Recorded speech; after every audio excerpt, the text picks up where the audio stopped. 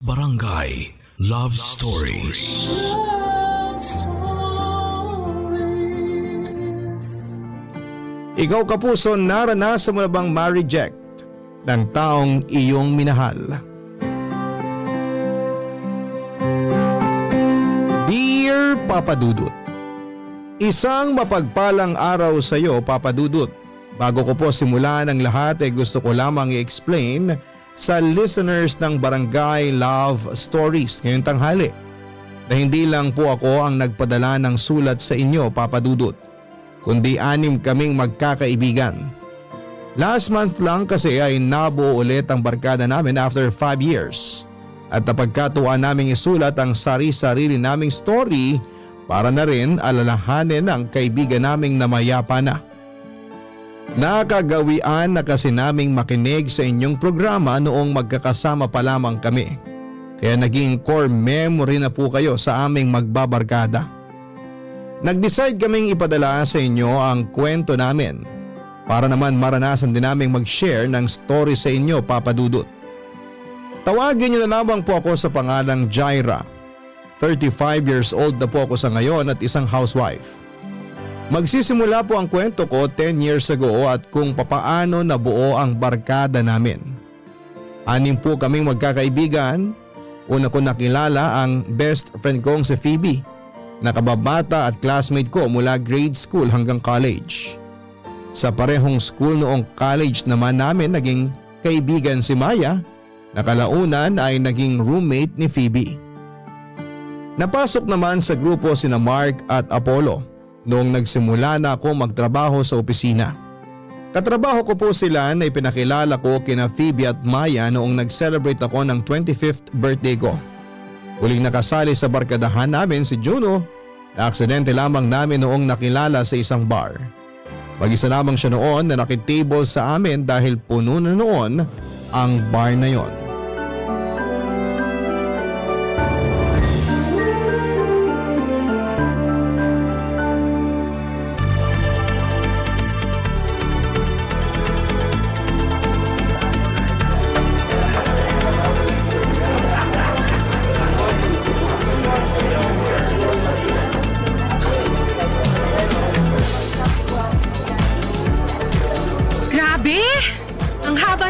Sa restroom. Oh, nasa na sina Phoebe at Maya? Hindi ko rin sila napansin eh. Nasa smoking area ako kanina. Si Apollo ang tanungin mo. Umuwi na sila. Si Phoebe sinundo ng boyfriend niya. Si Maya, luminja na naman tulad ng dati. Ang daya talaga ng mga babaeng yun. Iniwan ako. Di ka na nasanay eh, laging sila ang unang umaalis sa inuman. Oo, kayong tatlo. Mabuti nga ngayon ikaw nakatagal ka. Hindi kaya tayo nahanap ng girlfriend mo ngayon? Nagpaalam naman ako. Minsan sa relasyon, kailangan nyo rin ng time for yourself. Yun ang secret para magkaroon ng long-lasting relationship. Sus! Nakachamba ka lang kasi mabait yung girlfriend mo. Alibasa, ikaw Mark, never mo pang na-try tumagal sa relasyon. At least maraming na-try. Huwag niyo namang iparamdam sa akin na wala akong jowa. Excuse me. Sorry sa abala pero may nakaupo ba rito? Wala na po. Umuwi na yung nakaupo dyan. Pwede mo nang kunin yung upuan kung gusto mo. Actually, hindi ko kailangan ng upuan. Kailangan ko sana ng table. Pinalis kasi ako sa table ko eh. Pinaalis ka? Bastos naman ang nagpaalis sa'yo. Sino yung mga yan para mapagsabihan? Hindi. Mali pala yung term na ginamit ko. Hindi pala ako pinaalis. Ako yung umalis kasi ako lang yung nakaupo dun sa malaking table. Yung kabilang grupo, nagsisiksikan sila dun sa isang table. Nahiya naman ako kaya umalis na lang ako. Kaso ayoko pa sanang umuwi. Kaya, pwede ba akong makijoin sa inyo? Oh, sure! Dito ka na lang. Total, umalis na yung ibang kasama namin. Okay lang ba? Nakakahiya kasi. Okay lang, no worries. Salamat. Ano palang mga pangalan nyo? Ako si Jaira. Mark, ito naman katabi ko, ang lover boy namin, si Apollo. Nice to meet you guys. Ako pala si Juno. So, bakit ka naman mag-isa? Wala lang. Trip ko lang. Kaso, wrong timing yata. Dami palang tao ngayon. Sabado kasi. Punong-puno talaga mga bar ngayon. Kaya nga eh, hindi ako na-inform. Ngayon lang din kasi ako lumabas. Hindi naman talaga ako mahilig uminom. Sayang, hindi mo naabutan yung dalawang kaibigan namin. Sina Phoebe at Maya. Hindi rin mahilig uminom yung mga yon. Tingin ko kaya sinundo si Phoebe kasi lasing na yun. Nirason lang yung boyfriend pero ang totoo, malapit na naman siyang sumayaw sa dance floor kung sakali. Ganun yun pag lasing eh. Matagal na ba kayong magkakaibigan? Medyo matagal na rin. Itong sina Mark at Apollo, workmates ko. Tapos yung kinukwento naming sina Phoebe at Maya, college friends ko naman. I see. Ang saya siguro magkaroon ng maraming kaibigan, no? Oo naman! Pwede rin kasing magtikiman. Hoy! Bastos talaga ng bunganga nito. Biro lang. Bakit ikaw, Juno? Wala ka bang friends? Meron naman, pero di tulad yun na pwedeng ayaing lumabas para mag-party. Konti lang din kasi mga kaibigan ko eh, tapos yung iba sobrang busy na sa buhay. Oh, dito ka na lang sa amin. Tong si Jaira, timid lang tingnan pero party girl yan. Kalad ka rin. Pwede mong ayain kahit saan. Hindi kaya. Pwede kang jumoin sa amin. Kaya nga kami nagbabar eh para makakilala ng bagong kaibigan. The more the merrier, di ba? Totoo ba? Nakakatuwa naman.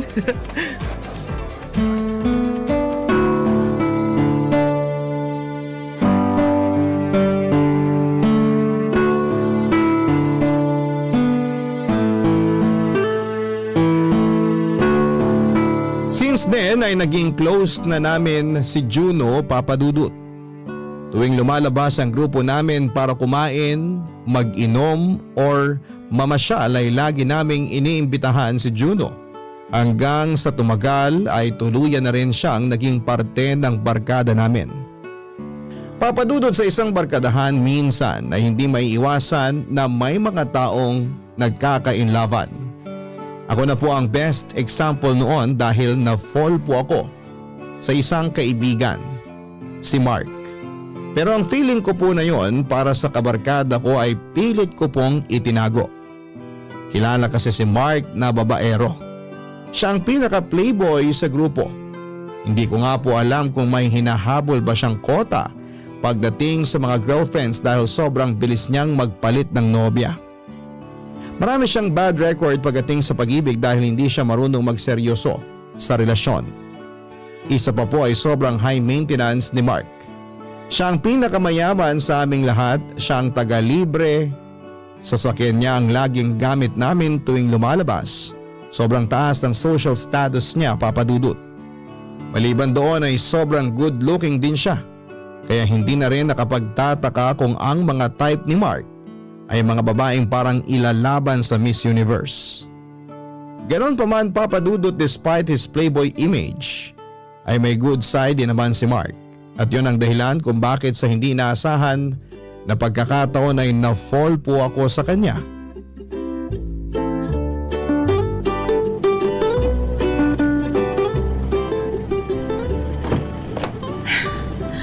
Oh, nasaan na yung iba? Nauna na sila, sumakay yung dalawa kay Apollo. Ba't ang tagal mo? Sorry, nalate ako. Okay lang. 30 minutes lang naman kami naghintay sa'yo. Sorry na, tinanghali kasi ako ng gising eh. Yan kasi. Hilig makipagpuyitan sa mga kachat. Wala akong kachat, no? Masama lang kasi pakiramdam ko. Oh, bakit? May sakit ka? May sinat.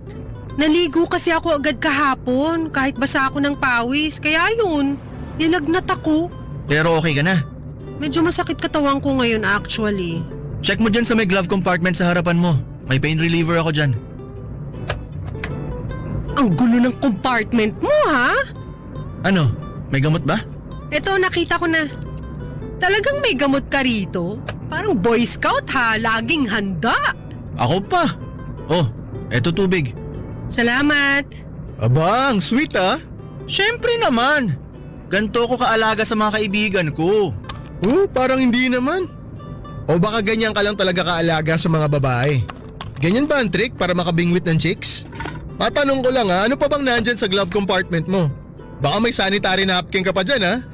Sweet talaga yan. Talaga ba?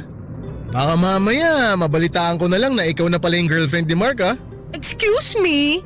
May sarili akong standard, no? Ouch! Taas naman ang standards mo. Ano bang ideal guy ng isang Jaira? Basta hindi chick boy, okay na ako ron. Wala ka ba talagang ni katiting na attraction kay Mark? Yung totoo ha, walang magsisinungaling. Wala! Never ako ma-attract kay Mark, no? Kala mo naman to. Di rin naman ako magkakagusto sa'yo. Good! At least nagkakaintindihan tayo. Sayang, bagay pa naman kayo.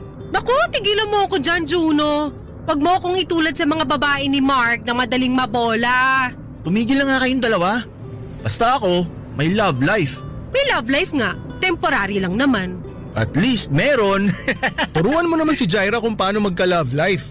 Baka sakali magkaroon na rin siya ng boyfriend sa wakas. Di ko kailangan ng boyfriend. Masaya na ako sa buhay ko. Kaya kong alagaan ang sarili ko. Woo! Di na yan magkaka-love life. Tatandang dalaga na yan. Bakit niyo ba ako pinagtitripan? Kasi nga, late ka. Pinaghintay mo kami ng 30 minutes, kaya ito napala mo. Grabe kayo sa akin. Maawa naman kayo. May sakit nga yung tao, di ba? Sabihan mo na yung iba na mag-order na sila para sa atin. Para kain na agad tayo pagdating. Sige, ako na. Tatawagan ko si na Phoebe.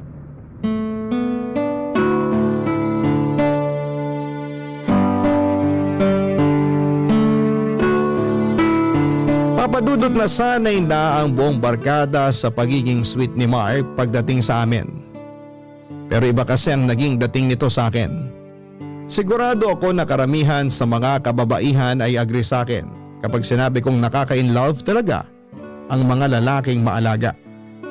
Ang pagiging caring ng isang lalaki ang isa sa mga katangian na gusto kong meron ang magiging future boyfriend ko. At ugaling yon ay na kay Mark. Yun nga lang po hanggang pangarap na lang siguro ang wish ko magkaroon din ng pagtingin sa akin si Mark. Mas may chance pa yata na manalo ako sa loto kesa magkagusto siya sa akin. Malayo ang itsura ko sa mga tipo niyang babae at isa pa'y paulit-ulit niyang ipinamumukha sa akin na never siyang maa-attract sa akin. Totoo naman po yun, Papadudot, dahil kung i-compare ko ang sarili ko sa mga past girlfriends ni Mark, ay wala akong kalaban-laban. Para akong kinakalawang na bakal kumpara sa mga naging girlfriend niyang gold at diamante. Aminado ako na no boyfriend since birth po ako, Papadudot. Hindi kasi ako yung tipo ng babae na mahilig sumunod sa mga fashion trends. Okay na sa akin ang naka-t-shirt at jeans at hindi rin ako nagsusuot ng makeup. Wala akong arte sa katawan, walang palamuti, plain Jane ang datingan. In short ay boring po akong tao. Average girl nang ang tingnan, wala pang gandang ilalaban. Kaya sa halip na aminin ang totoo kong nararamdaman para kay Mark, ay minabuti kong solohin at itago na lang ang katotohanan. Barangay Love Stories. Barangay Love Stories. Mahigit 5 years ko pong sinolo ang feelings ko.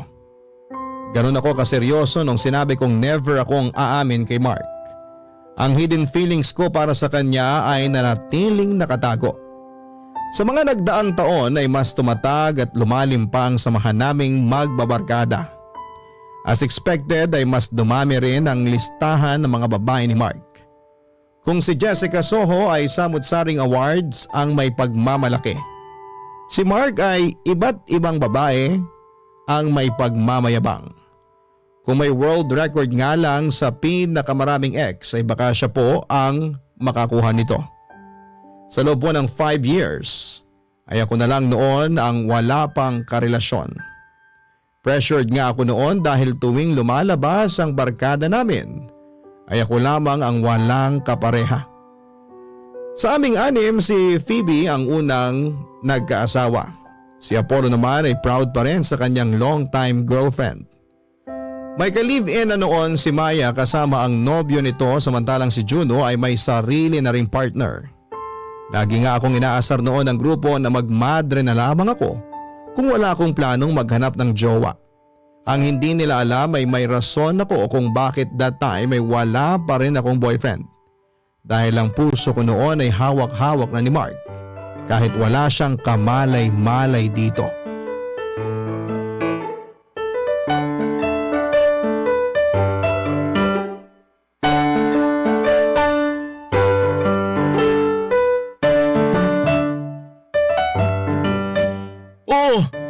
Ayan na yung madre. Huwag niyo akong simulan ha. Wala ako sa mood ngayon. Menopause na ba agad? Ikaw Mark, lagi ka na lang nang aasar. Tigilan nyo na nga si Jaira. Di na kayo naawa. Wala nang ang jowa, iniinis nyo pa. Isa ka pa, Apollo. Aalis talaga ako, bahala kayo dyan. Porkit wala rito si Phoebe nakakampi ko, kinaganyan nyo na ako. Bakit ba kasi ayaw mo pang pumasok sa relasyon? Ba't ba kayo nakikialam? Ang sungit naman, nagtatanong lang eh. Gusto ata niyang dalhin sa hukay yung title niyang NBSB eh. Gusto mo ba turuan ka namin kung paano lumandi? Sige nga Juno, turuan mo nga. Wag ako. Si Mark dapat ang magturo, siya yung malanding lalaki. Ganito kasi yan. Ang unang gawin mo, itapon mo na yung buong wardrobe mo. Ilagay mo sa sako tapos sunugin mo. Kasi kahit sinong lalaki, makita pa lang fashion sense mo, aatras na agad. Nagdadamit ako for comfort. Hindi ako nagdadamit para magpa-impress ng lalaki. Bakit palagi niyong iniisip na kaya nagpapaganda ang mga babae para sa inyong mga lalaki? Masyadong misogynistic ha? Jaira, kami lang naman concerned sa'yo. Huwag mong masamain ang tulong namin. Oy, wala ka na itutulong sa akin, Mark. Kayo, lakas niyo mang asar. Kapag ako nakasama ko sina Maya at Phoebe, mag-girl power din kami para asarin kayo mga lalaki. Gusto mo bang hanapan ka namin ng blind date? No thanks. Ako, may irereto ako sa'yo. Alam niyo guys, salamat sa concern ha, pero happy ako maging single. Being single means freedom. Kaya kong gawin lahat ng gusto ko nang walang nagbabawal sa akin. Pero seryoso nga, wala ka bang ni isang tao na natitipuan sa buong buhay mo? Meron, si Alden Richards. May Alden Richards na tayo ah. Andyan si Marco. Lalayo ka pa ba? Di ba nga? Change topic na nga.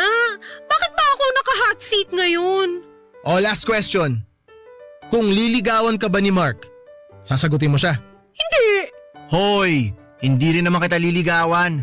Lakas maka-romcom ng dating yung dalawa. Nangangamoy enemies to lovers. Hindi ko siya liligawan kasi nahanap ko na yung the one for me. Pang ilang beses mo nang sinabi yan. Para ka nang sirang plaka dyan. Ano pa bang definition mo ng the one? The one! Yung the one na gusto mong makasama habang buhay. The one na gusto mong pakasalan. The one na gusto mong maging nanay ng mga anak mo. Mukhang finally magseseryoso na ang pinaka-playboy na lalaki sa balat ng lupa. Totoo na ba talaga yan? Totoo na to. Si Megan na talaga. Megan pa ang pangalan niya? So kailan mo siya ipapakilala sa amin? Malapit na. Huwag kayong mag-alala. Sana nga siya talaga. Parang may nasasakta na. Ikaw, Juno ha? Tigilan mo nga ako.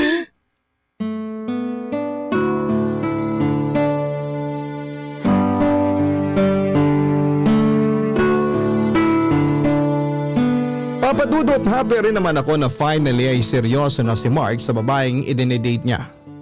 Pero magiging sinungaling ako kapag sinabi kong hindi ako nasaktan. Minsan nga ay nahihirapan na ako makisabay sa mga biruan nila dahil may mga pagkakataong medyo totoo na ang sinasabi nila.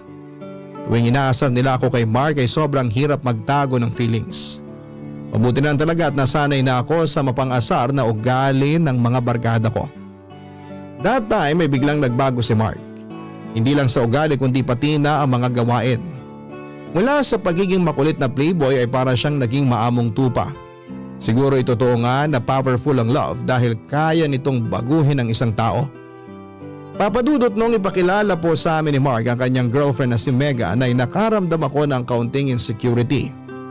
Maganda po si Megan at agad siyang nagustuhan ng buong barkada. Naging maganda naman ang takbo ng relasyon nilang dalawa hanggang sa isang araw ay bigla na lang iniwan ni Megan si Mark. First time ko pong nakita si Mark na sobrang broken. First time lang niyang umiyak dahil sa babae at bago ito para sa amin. Bilang ako po ang parang pinakatakbuhan ng barkada tuwing problema, ay ako po ang nilapitan ni Mark for comfort.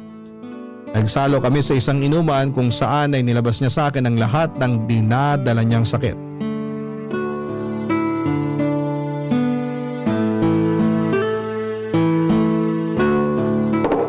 Ayan, mag-inuman tayo. Natira yan nung nag-party tayo last time dito sa apartment. Talagang ready ka.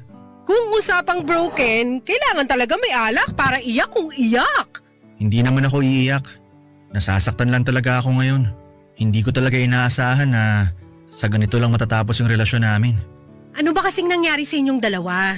Bakit kanya biglang iniwan? May third party bang involved? Wala namang. Wala siyang iba. Wala din akong iba. Basta isang araw na-realize daw niya na di na raw nag-work yung relasyon namin. Nawala na lang daw siya ng gana. Tapos break na? Ganun lang? Oo. Yun lang ang rason tapos tinapos na niya lahat. Hindi mo ba ipinaglaban? Sinusubukan ko siyang kausapin. Hanggang ngayon message ko siya. Tinatawagan ko siya para sana ayusin namin kung ano man ang problema. Kaso hindi niya ako pinapansin eh. Sinubukan mo bang puntahan siya sa trabaho? Sa bahay nila? Ayaw niya makipagkita sa akin. Wala rin daw siya sa trabaho nila. Baka naman may nagawa ka na ikinagalit niya. Hindi kaya. Hindi ko alam. Kung meron man, wala siyang sinabi sa akin. Baka naman may personal problem. Pero bakit kailangan niya akong iwan? Bakit hindi niya explain ng maayos? Or totoo nga siguro na hindi ka na niya mahal kaya ganun. Sakit naman nun. Siya na eh. Alam mo yun? Corny pakinggan pero siya na talaga yung babae na gusto ko eh. Yung true love ko. Ang hirap pala ng ganito no? Yung ikaw ang iniiwan. Siya rin ata yung pinakamatagal mong girlfriend, di ba? Siya nga. Kasi si Megan na talaga ang gusto ko makasama hanggang sa pagtanda ko. Sagutin mo nga ako ng totoo. Mahirap pa akong mahalin? Hindi. Kung alam mo lang, marami ang nagmamahal sa'yo. Parang wala naman. Akala mo lang wala kasi nasa ibang tao yung puso mo. Pero kung bubuksan mo lang ang mga mata mo, makikita mo kung sino ang mga taong nagmamahal sa'yo. Ikaw ba? Ha? Ano ako? Kung mahal kita? Hindi. Ang ibig kong sabihin, kaya ba ayaw mo magka-boyfriend dahil takot kang masaktan? Ayoko magka-boyfriend, hindi dahil takot ako masaktan. May minamahal na akong tao. Kaso nga lang, yung tao na yon, may minamahal ng iba. Yun ang rason kung bakit ayoko pang pumasok sa relasyon. Kung hindi ka niya mahal, bakit sarili mo pinaparusahan mo? Alam mo naman na palang may iba na siyang gusto. Wala eh. Mahal ko pa rin siya eh. Siguro, hihintayin ko na lang yung araw na mapagod na lang ako. Yung araw kung kailan yung puso ko na mismo ang mag-give up. Akala ko ako lang yung broken. Ikaw din pala. Teka, bakit sa akin na napunta yung topic? Di ba dapat problema nyo ni Megan ang pinag-uusapan natin? Ano pa bang pwedeng gawin sa problema ko? Ayaw na nung tao sa akin eh. Ilalaban ko pa ba? Kahit alam ko nang wala na talagang pag-asa? Hindi ka pa naman sure eh kung wala na talagang pag-asa. Bigyan mo muna siya siguro ng space. Tapos sumubok ka ulit. Kung mahal mo, hindi mo siya bibitawan basta-basta. Siya ang gusto mo, di ba? Kung ganon, ipaglaban mo siya. Galing mo naman pala mag-advise. Kung ganyan naman pala, sana mabigyan mo rin ng maayos na advice ang sarili mo. Huwag kang mag-alala. Kaya ko ng sarili ko.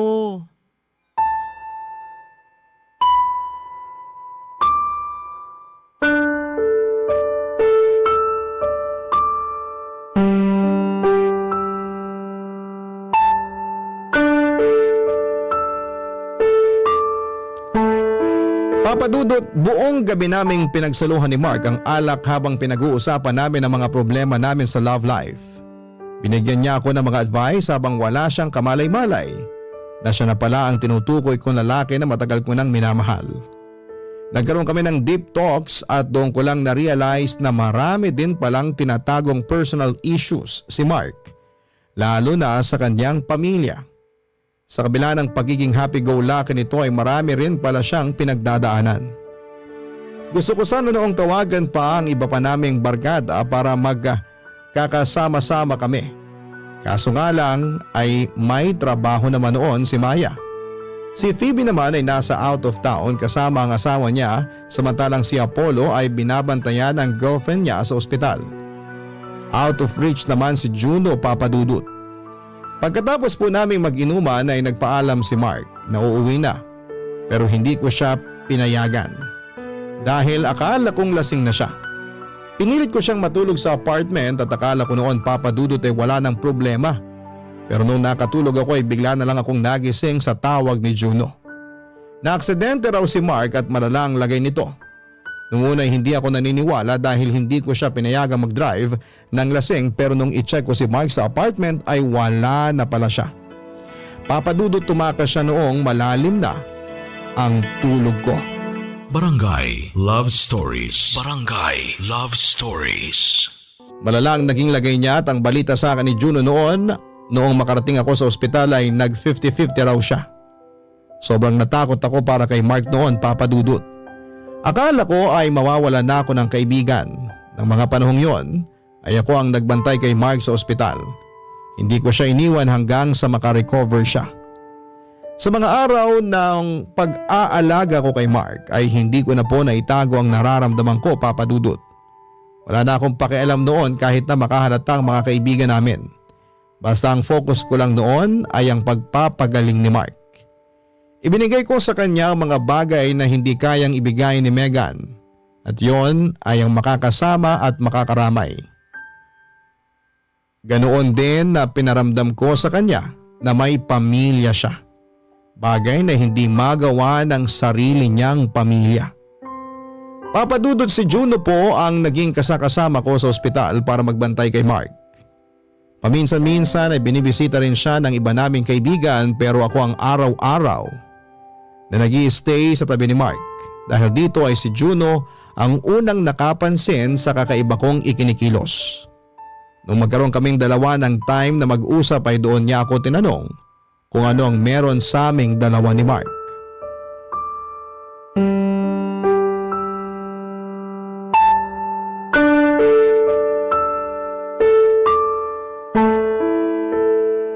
Kumusta na yung inaalagaan mo? Ayun, nagpapahinga na. Ikaw, di ka ba magpapahinga? May trabaho ka pa bukas, di ba? Uuwi na rin ako mamaya. Ikaw, hindi ka ba uuwi? Pauwi na ako. Pero bago ako umalis, may gusto lang muna sana akong tanungin sa'yo. Ano yun? May something ba sa inyo ni Mark? Sa amin? Wala! Bakit mo naman nasabi yan? Actually, matagal ko lang napapansin yan. Hindi lang ako nagsasalita pero napapansin ko na talaga na iba ka pagdating kay Mark. Paano iba? Kailangan ko pa ba talagang i-explain? Feeling ko alam mo naman yung tinutukoy ko eh. Siya ba yung lalaking sinasabi mo na nagmamay-ari ng puso mo? Huwag kang mag-alala. Hindi ako magkukwento sa mga kaibigan natin. Siya nga. Si Mark yung tinutukoy kong mahal ko. Alam ba niya? Hindi. Bakit hindi mo sabihin sa kanya ang totoo?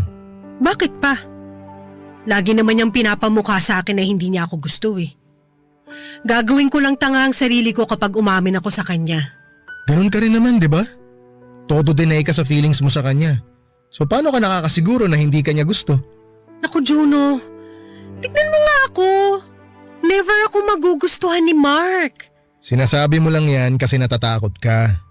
Hindi ka kasi marunong mag-risk eh. Lagi kang playing safe. Ayaw mo mag-try. Para saan? Para masira ang friendship namin? Para sa puso mo. Para sa peace of mind mo. Para sa sarili mo. Okay na ako sa ganitong setup namin. Okay ka nang umaasa? Nagmamahal ka ng mag-isa? Nasasaktan ka ng walang nakakaalam? Kesa naman masaktan ako ng harap-harapan. Naku Jaira, hindi yan maganda. Subukan mo lang sabihin, malay mo maging worth it naman yung pag-amin mo. Hindi ko alam. Natatakot ako eh. Alam kong natatakot ka. Pero mas natakot ka nung naaksidente siya, di ba? Nung akala mong hindi na siya makakasurvive. Mas nakakatakot yun, Jaira. Yung mawalan ka ng chance na sabihin ang totoo sa taong minamahal mo. Araw-araw ka magkakaroon ng what if. Isang tanong na hindi masasagot kapag hindi ka nag-risk. Sa tingin mo, mag-iiba ba siya sa akin kapag nalaman niya ang totoo? Mag-iiba siya, oo. Expected na yun kasi may malalaman siyang totoo mula sa'yo. Either tanggapin niya o hindi. Pero ano man ang maging outcome, asahan mo na may magbabago. Pero alam ko naman na hindi basta-basta itatapon ni Mark yung pinagsamahan niyo. In case lang na hindi maging maganda ang ending if ever magtapat ka man sa kanya. Bakit ba kasi sa lahat ng tao, sa kanya panahulog ang loob ko? Love is a mystery kasi. Kaya nga siya masaya eh. Sige, magko-confess ako sa kanya kapag nakalabas na siya ng ospital para matapos na to. Good luck. Nandito naman ako kapag nangailangan ka na makakausap. Salamat. Pero favor naman, Juno, wag na lang natin tong sabihin sa iba. Ha? Sure. Makakaasa ka. Tikom ang bibig ko sa sikreto nating dalawa.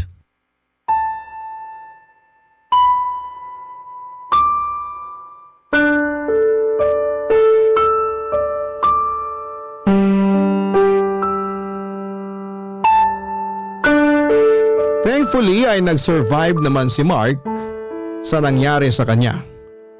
Although kinailangan pa niyang magpagaling sa ospital ng ilang weeks noon para tuluyang mag-heal ang mga sugat niya. After ng pag-uusap namin ni Juno ay nagpa siya akong sabihin na ang katotohanan kay Mark. Ilang araw ko ring binuo ang tapang sa dibdib ko noon bago ako nag-decide na kausapin ang masinsinan si Mark. Pero sa araw kung kailan naaminin ko dapat sa kanya ay bigla namang nagparamdam ang ex-girlfriend nitong si Megan. Sa biglang pagpapakita ni Megan Papadudot ay biglang nawala sa katawan ko ang courage para umamin. Biglang umurong ang lakas ko kaya sa huli ay muli akong nagtago. Katulad ng dati muli kong sinarile ang nararamdaman ko. Mas mabuti na yon lalo na at noong mga panahong yon ay parang gusto na ulit makipagbalikan ni Megan kay Mark pagkatapos nitong maaksidente. Hanggang sa dumating ang araw ng Valentine's noong 2018. Bigla po nagaya si Juno na magkikita ang buong barkada sa isang bakanting lote malapit sa kanila.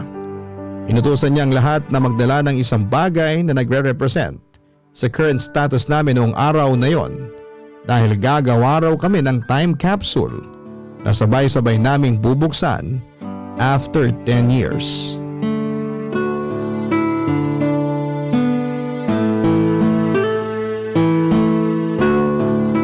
Napagod ako dun ah. Time capsule lang binuo natin pero parang daig ko pang nag-workout. Oh, ano nang gagawin natin ngayon? Maghihintay tayo ng 10 years tapos suhukayin natin ulit to. Ang dami mo talagang alam, Juno. Para sa atin din to. Sure ako matutuwa tayo kapag binalikan natin to after 10 years. O siya, kung wala na tayong gagawin, pwede bang mauna na ako sa inyo? Nag-aaya pa si Phoebe kakain daw tayo ng dinner. Kayo na lang muna siguro. Gusto ko na munang mapag-isa ngayon. Sorry, baka ako rin di na makasama sa inyo. May pupuntahan din ako eh.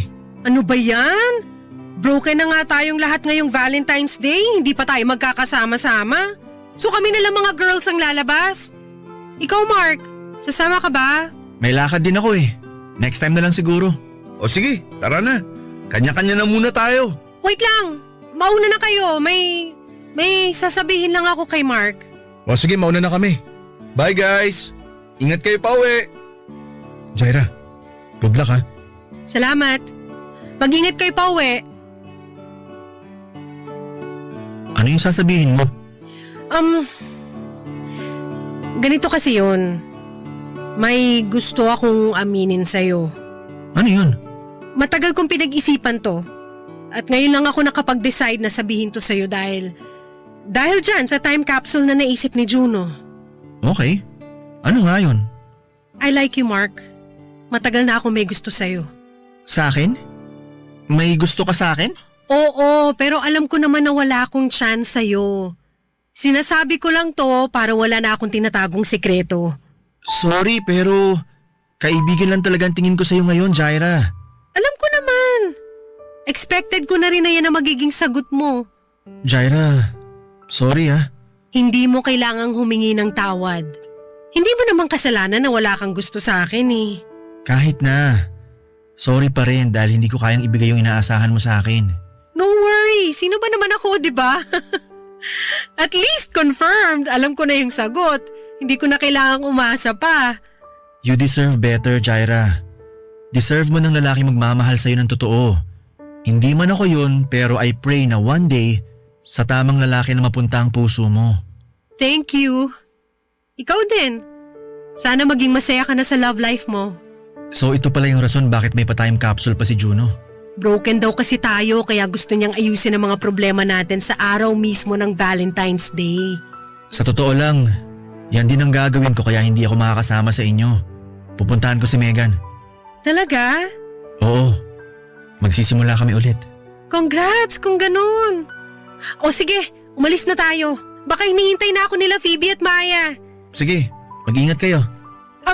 Nga pala, pwedeng sa atin na lang dalawa tong nangyari? Wag na sana nating i-share to sa barkada? Sure, huwag ka mag-alala.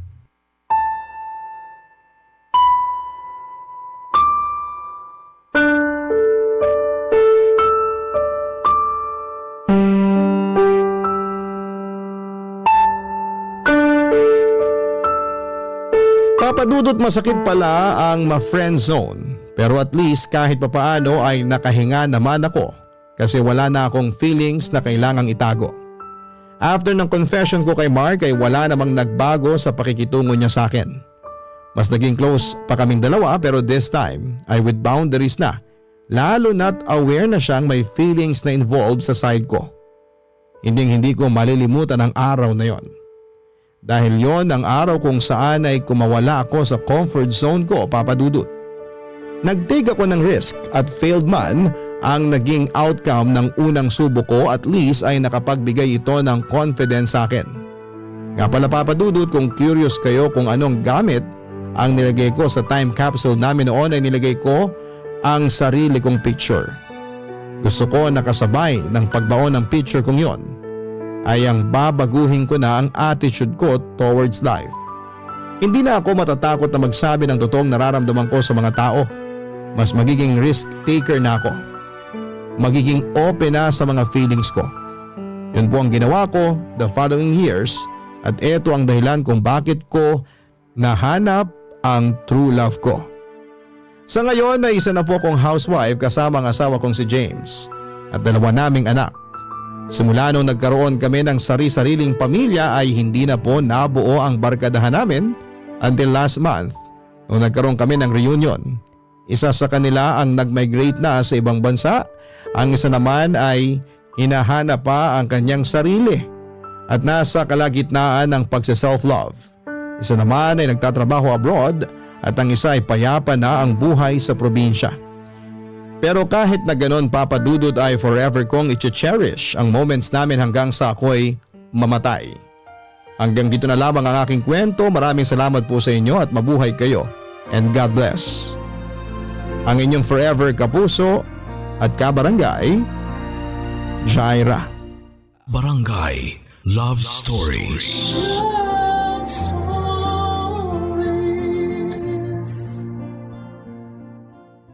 Barangay LS 97.1. 97.1. Number 1. Forever. Kabarangay, i-share mo ang iyong barangay love stories. Sabay-sabay nating pakinggan ang iyong kwento ng pag-ibig, buhay at pag-asa. Ipadala lang sa barangaylovestories@yahoo.com. Barangay LS 97.1. Forever! Mga kwento ng pag-ibig, kwento ng pag-asa at mga kwento ng buhay dito sa Barangay Love Stories. Love Stories.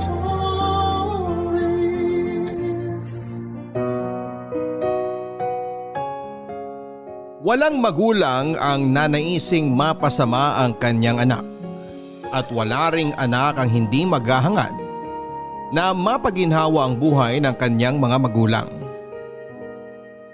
Ikaw, hanggang saan ang kaya mong isakripisyo para lang hindi makaranas ng hirap ang pamilya mo?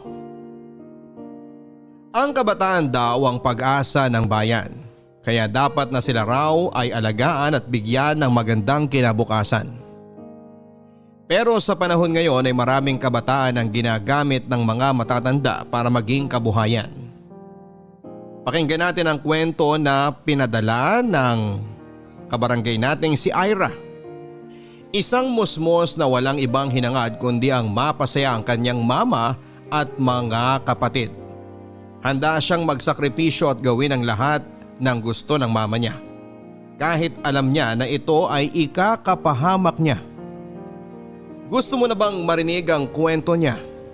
Ang kwento ng isang batang nangarap na maging masaya at magkaroon ng magandang kinabukasan. Saan nga ba siya dadalhin ang mga pangarap niya? At hanggang saan nga ba ang kaya niyang gawin? Mabigyan lamang ng mas maginhawang buhay ang pinakamamahal niyang pamilya.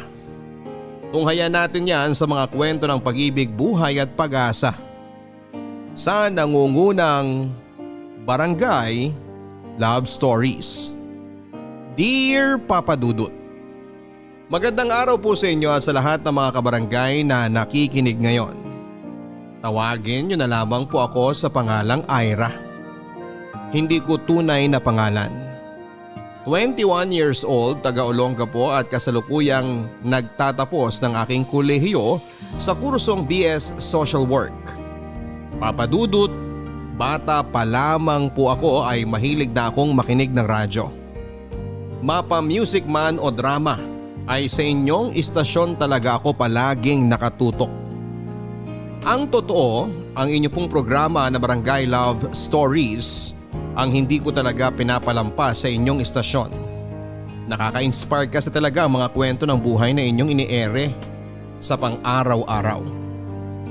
Kaya naman nagdesisyon ako na mag-share na rin ng aking kwento na sigurado akong makakapag-iwan din ng aral sa mga nakikinig ngayon.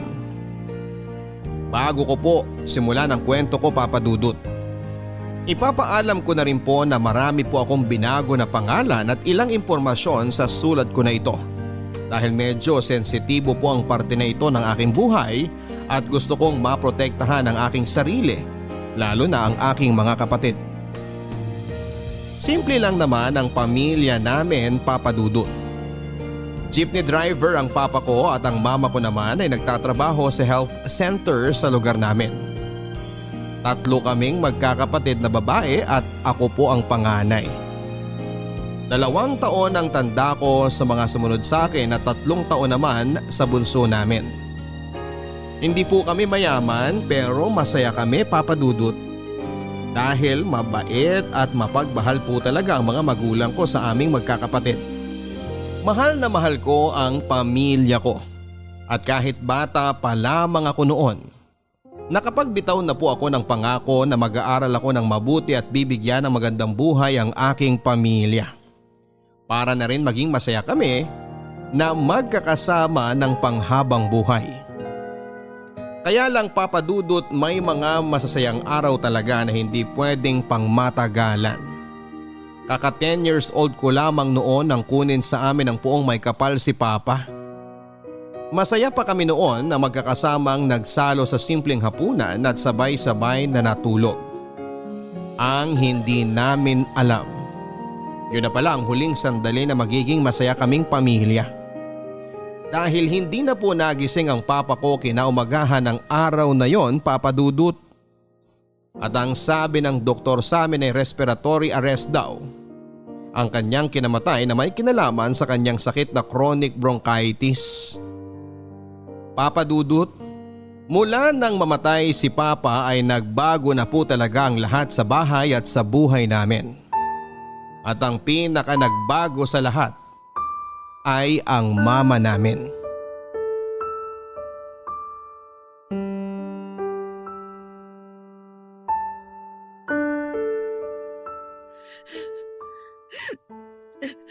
Umiiyak na naman si Mama sa kusina. Puntahan ko na nga siya doon. Mama? Ira, anak? Kanina ka pa ba dyan? Hindi naman po. Kakauwi ko lang po dito sa bahay. Yung mga kapatid ko po nasa bahay pa ni tita. Mamaya na raw po sila uuwi bago maghapunan. Ganun ba? Sige, kailangan ko na rin magluto ng hapunan natin. Niligpitin ko lang muna tong mga kalat ko sa ibabaw ng lamesa. Tutulungan ko na po kayo, Mama. Ayos lang, Ira. Huwag mo na akong alalahanin. Kaya ko na tong mag-isa. Ako na lang po maglalabas nitong mga bote ng alak para po masimulan niyo na po yung pagluluto niyo. Kaya ko na nga tong mag-isa. Sige na, sunduin mo na lang siguro ang mga kapatid mo sa bahay ng tita mo. Ihatid na lang daw po sila mamaya ni tita pauwi dito sa bahay. Nag-e-enjoy pa po kasi sila sa pinapanood nilang pelikula kanina eh. O siya, pumasok ka na lang muna sa kwarto at tapusin mo na ang mga assignment mo. Natapos ko na po lahat kahapon kaya tutulungan ko na lang po kayo dito sa kusina. Wag na, Ira. Kaya ko na tong mag-isa.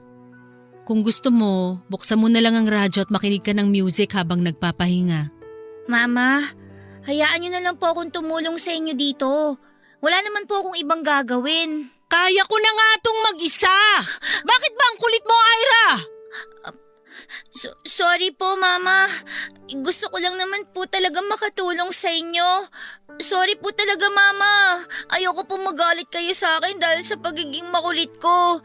Sige po, lalabas na lang po muna ako ng bahay. Ira, sandali lang. Bakit po? Sorry kung napagtaasan kita ng boses, anak. Hindi naman galit si Mama. Pagod lang ako. Pagod lang akong umiyak. Sa totoo lang, miss na miss ko na kasi ang papa mo. Kaya kahit pagod na akong umiyak, hindi ko pa rin mapigilan ang sarili ko. Miss ko na rin po si Papa. Kaya lang, Mama, ang sabi po kasi ni Tita, kailangan nating magpakatatag kahit po mahirap. Kaya nga po, kapag namimiss ko si Papa, ang iniisip ko na lang po, nandyan naman po kayo para sa amin ng mga kapatid ko. Mama, hindi niyo naman po kami iiwan, di ba? Hindi niyo po kami pababayaan ng mga kapatid ko. Oo, anak. Gagawin ko ang lahat para mapalaki kayo ng maayos. Hindi ko hahayaan na maramdaman nyo na pareho kaming nawala ng papa mo. Mahal na mahal kita, Ira. Mahal na mahal ko kayo ng mga kapatid mo. Mahal na mahal ko rin po kayo, Mama. Tutulungan ko po kayo na hindi mahirapan sa aming magkakapatid. Tutuparin ko po yung pangako ko sa inyo ni Papa na magiging responsable po akong anak sa inyo at panganay sa aming magkakapatid. Salamat, anak. Salamat talaga.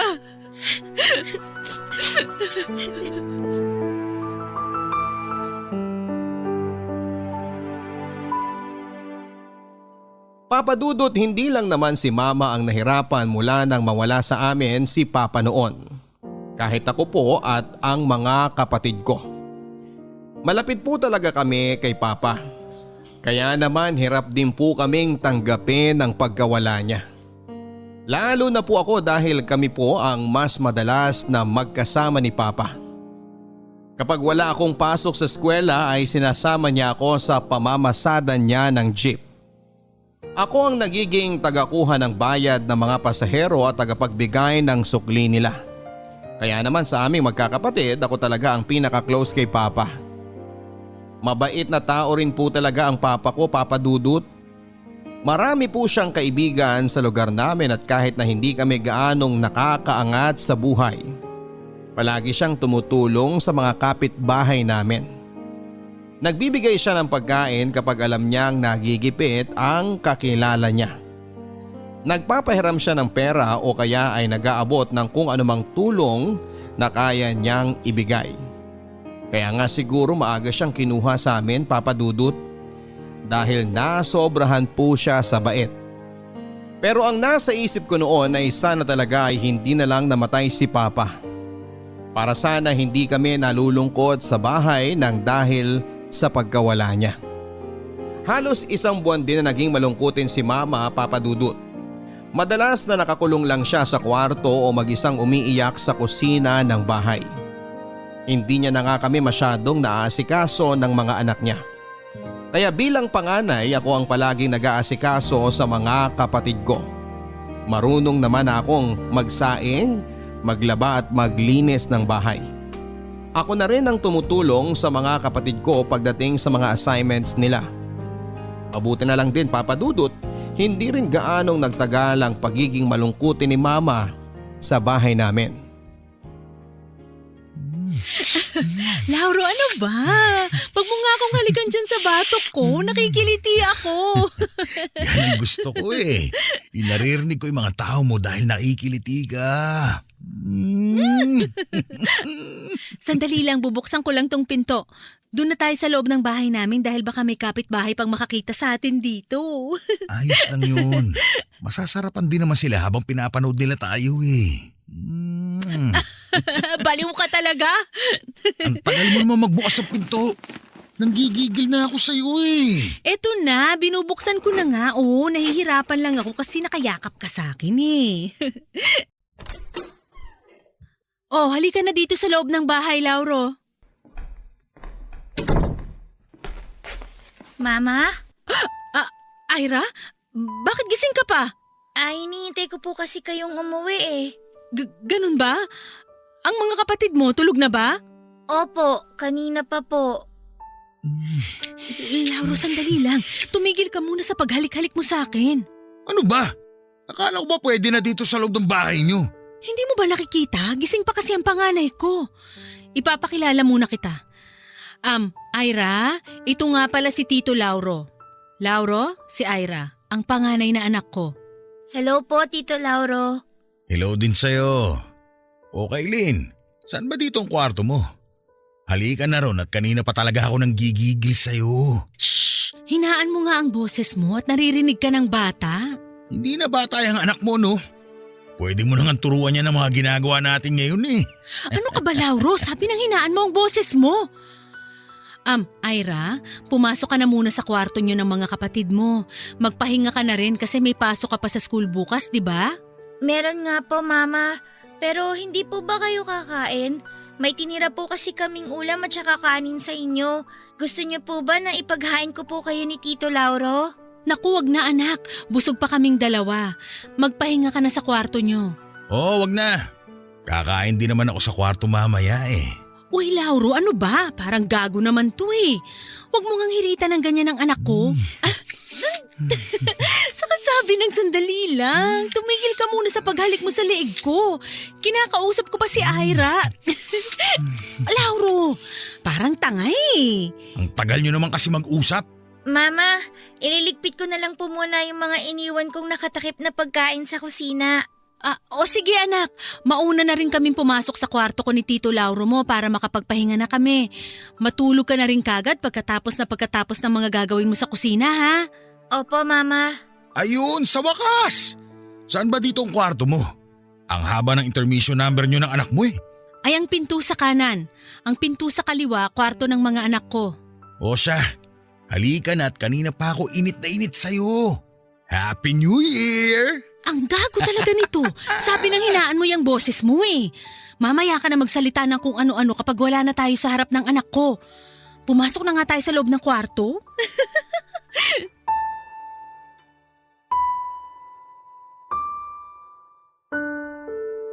Papa Dudut, halos kalahating taon pa lamang po mula nang mawala si Papa noon nang dalhin ni Mama si Tito Lauro sa bahay at pinakilala sa akin. Doon na rin natulog sa bahay noon si Tito Lauro at kinabukasan ay kasabay namin siyang kumain ng almusal.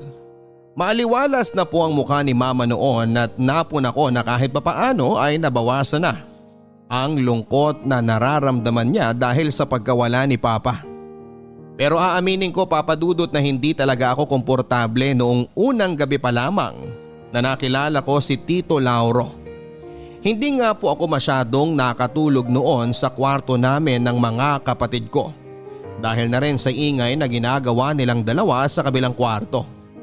At noong magkakasabay na nga po kaming kumakain ng almusal ay hindi ko gusto ang mga tingin na ginagawa sa aming magkakapatid ni Tito Lauro.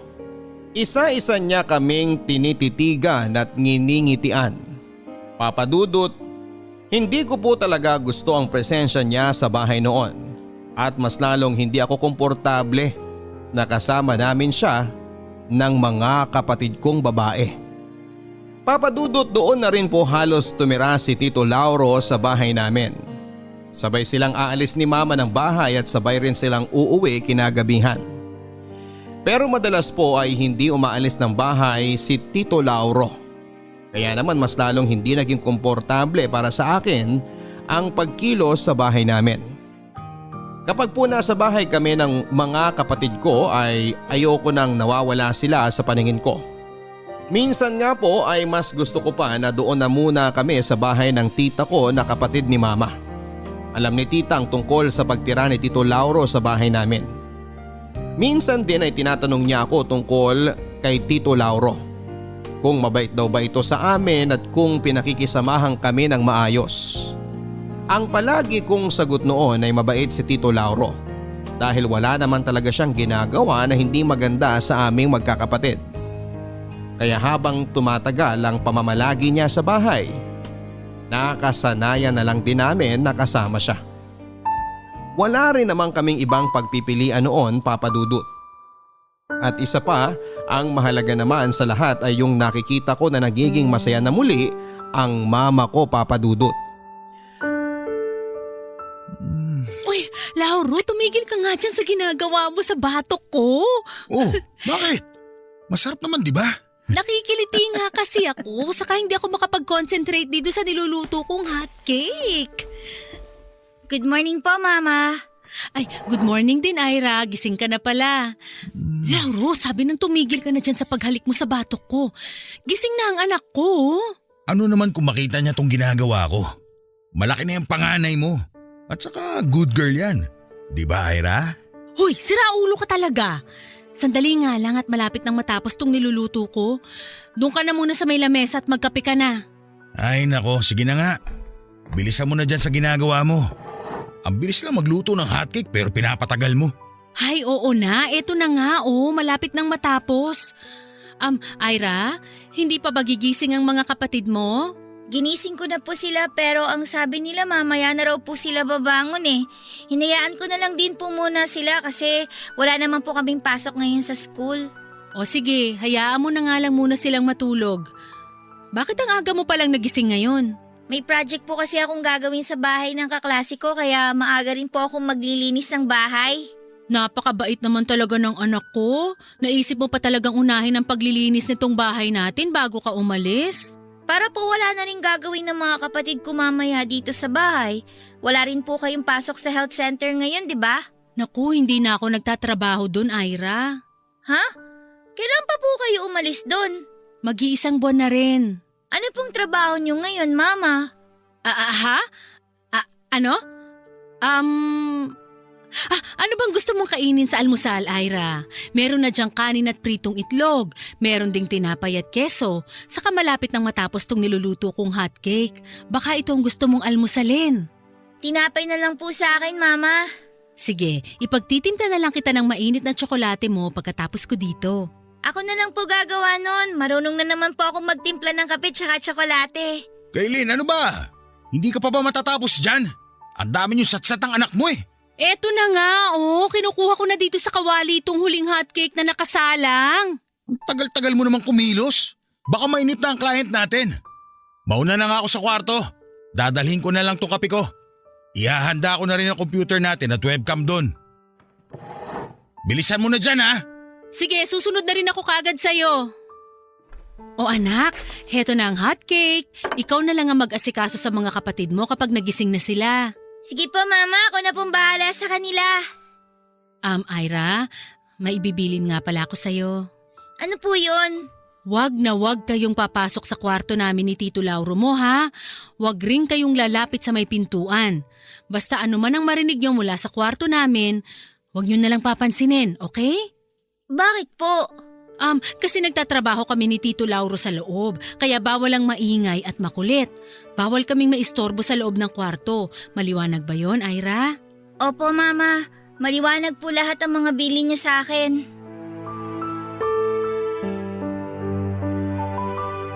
Papa Dudut, minsan ay may nagtanong sa akin noon na kapitbahay namin kung ano raw ba ang trabaho ni Mama. At bigla siyang nag-resign sa health center. Matagal na kasi nagtatrabaho doon si Mama. Hindi pa yata ako pinapanganak ay doon na siya nagtatrabaho. Kaya kahit ako ay nagtaka kung bakit bigla siyang umalis doon. Pero dahil hindi ko alam kung ano ang trabaho ni Mama, wala rin akong naisagot sa kapitbahay namin na nagtatanong noon. Kagaya ni Tito Lauro ay hindi na rin po umaalis ng bahay si Mama Papa Dudut. Palagi lang silang nasa loob ng kanilang kwarto sa buong maghapon. Madalas po ay nakakarinig ako ng kakaibang ingay mula sa loob. May sumisigaw, umuungol at mga tunog na hindi ko mawari kung ano. May mga oras na naririnig ko rin na nagsasalita ng mga English words sina Mama at Tito Lauro. Pero dahil nasa loob sila ng kwarto at sarado ang pintuan, hindi ko rin masyadong maintindihan kung ano ang pinag-uusapan nila.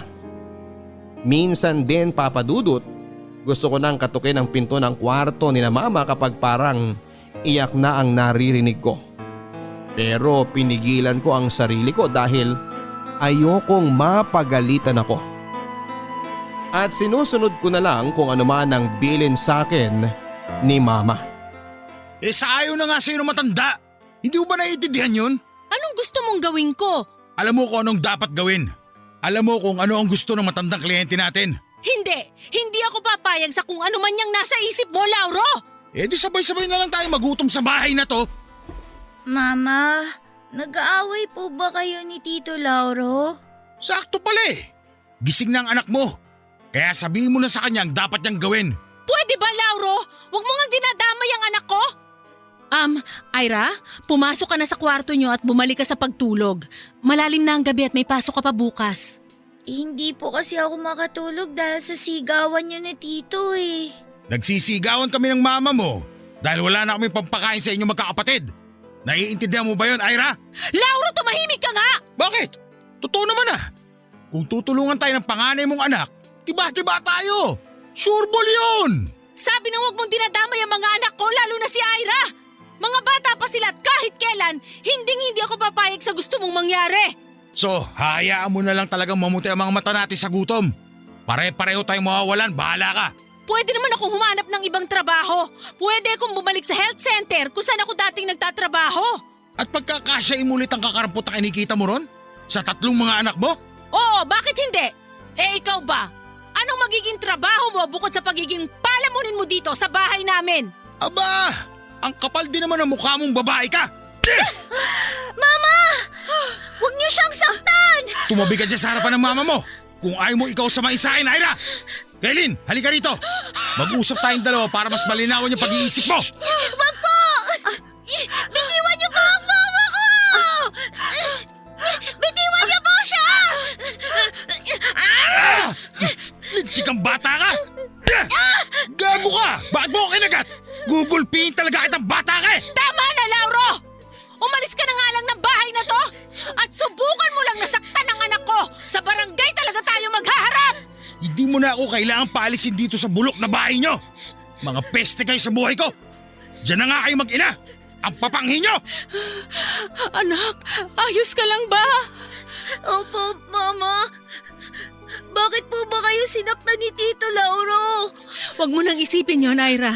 Away matanda lang ang nangyari sa amin. Ano po ba yung sinasabi niya na pwede raw po akong makatulong sa inyo? Paano ko po ba kayo matutulungan ni Tito Lauro, Mama? Anak, wala kang kahit na anong kailangang gawin. Basta ito ang tandaan mo. Hindi ko kayo hahayaang mapahamak ng mga kapatid mo, lalong-lalo ka na, Ira. Hinding-hindi kay papahamak ni Mama.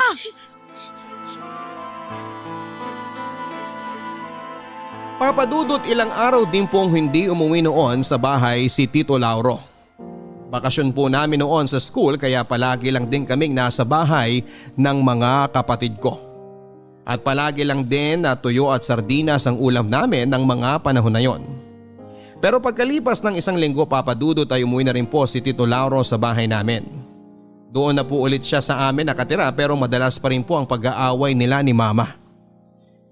Ang naririnig ko ay tungkol sa pera at mga gastusin sa bahay ang dahilan ng pag-aaway nila. Palagi ding binabanggit ni Tito Lauro ang pangalan ko sa tuwing nagsisigawan na sila ni Mama. May sinasabi siya na magiging malaking tulong daw ako sa trabaho nila. At kapag sinasabi yon ni Tito Lauro, ay mas lalong nagagalit si Mama. Hindi ko maintindihan kung ano ba talaga ang pinag-aawayan nilang dalawa bukod sa pera. Pero ang paulit-ulit na sinasabi ni Mama ay hindi siya papayag sa gustong gawin ni Tito Lauro. Hindi raw siya papayag na isama ako ni Tito Lauro sa trabaho nila ni Mama. Papadudot, unti-unti nang dumalang ang naging pag-aaway ni na Tito Lauro at Mama sa loob ng bahay namin. Hindi na ako nagigising sa madaling araw dahil sa sigawan nilang dalawa. Madalas na ring masarap ang ulam namin noon at para bang wala na silang problema pa sa pera. Madalas din akong tinitignan ng makahulugan ni Mama noon at kapag tinatanong ko siya kung bakit siya nakatitig sa akin ay ngingiti lamang siya sa akin at sasabihin niya na mahal niya ako. Hindi lang si Mama ang may kakaibang kinikilos noon, Papa Dudut. Dahil kahit si Tito Lauro ay medyo nag-iba rin noon sa amin ng mga kapatid ko. Palagi siyang mabait sa amin, lalo na po sa akin. Kinakausap niya nga po ako noon at tinatanong kung gusto ko raw bang laging masaya si Mama. Sumagot kagad ako ng oo dahil yun naman talaga ang gusto kong mangyari. Sinabi ni Tito Lauro na magagawa ko raw yon basta susunod ako sa lahat ng ipagagawa nila sa akin. Hindi ko na masyadong naintindihan pa ang ilan sa mga sinasabi niya. Basta ihanda ko lang daw ang sarili ko dahil masusuklian ko na raw ang lahat ng sakripisyo na ginawa ni Mama para sa aming magkakapatid, Papa Dudut. Hanggang isang araw na nasa bahay ng tita ko ang mga kapatid ko at ako lamang ang nasa bahay namin para maglinis. Excited na umuwi sina Mama at Tito Lauro noon sa bahay, dala-dala ang mga pinamili nilang pagkain at mga bagong damit. Ira, halika nga muna dito sandali. Bitawan mo muna yung walis na hawak mo. Bakit po, Mama? Isukat mo nga tong damit na binili namin ni Tito Lauro mo para sa'yo. Ang ganda naman po ng kulay nitong dress, Mama. Nagustuhan mo ba? Siyempre po! Paboritong kulay ko nga po tong pink eh. Mabuti naman kung ganon. Kasya naman, di ba? Opo, Mama. Mukhang kasyang-kasya po. Kailin, mauna na ako sa loob ng kwarto ha. Sige, Lauro. Huwag na kayong magtagal at sumunod na kayong dalawa doon. Ihahanda ko na rin ang webcam at computer. Oo, kakausapin ko lang sandali si Ira. Okay, sige. Mama, bakit niyo po pala ako binilan ng bagong damit? Hindi ko naman po birthday tsaka malayo pa po ang Pasko. Anak, sinabi mo kasi dati na gusto mong makatulong kay Mama, di ba? Opo. Masaya ka ba na kasama mo kami ng mga kapatid mo dito sa bahay? Siyempre naman po, Mama. Ay, Ira, mahal mo ba si Mama? Opo, palagi ko naman pong sinasabi sa inyo yon. Handa ka bang gawin ang lahat para mapasaya si Mama? Saka para makatulong sa mga gastusin dito sa bahay? Opo, Mama. Matagal ko na pong gusto makatulong sa inyo pero hindi ko po alam kung paano. Bata pa po kasi ako kaya hindi pa po ako makakapagtrabaho para makatulong sa inyo. Ang totoo, Ira, kahit bata ka pa, pwede ka nang makatulong sa amin ni Tito Lauro mo sa mga gastusin dito sa bahay. Paano po? Ganito yan, Nak. Sa loob ng kwarto namin, may ipapagawa kami sa'yo at lahat yun dapat susundin mo. Pero bago yun, kailangan na mangako ka muna sa akin na wala kang kahit na sinong pagsasabihan sa gagawin natin sa loob ng kwarto namin ni Tito Lauro mo, ha? Kahit sa mga kapatid mo o sa tita mo, hindi mo pwedeng sabihin. Pero bakit hindi ko po pwedeng sabihin sa kanila? Dahil kapag nalaman ng ibang tao ang gagawin natin, makukulong si Mama. At kapag nakulong si Mama, magkakahiwa-hiwalay kayong magkakapatid. Gusto mo ba na mangyari yun? Ayoko po, Mama. Ayoko po na magkalayo-layo tayo ng mga kapatid ko. Kaya nga kailangan na mangako ka sa akin, Ira, na wala kang kahit sinong pagsasabihan ng mga gagawin natin sa loob ng kwarto. Pangako po, isisikreto ko po lahat. Very good. At mangako ka rin na gagawin mo ang lahat ng ipapagawa namin sa'yo ni Tito Lauro sa loob ng kwarto.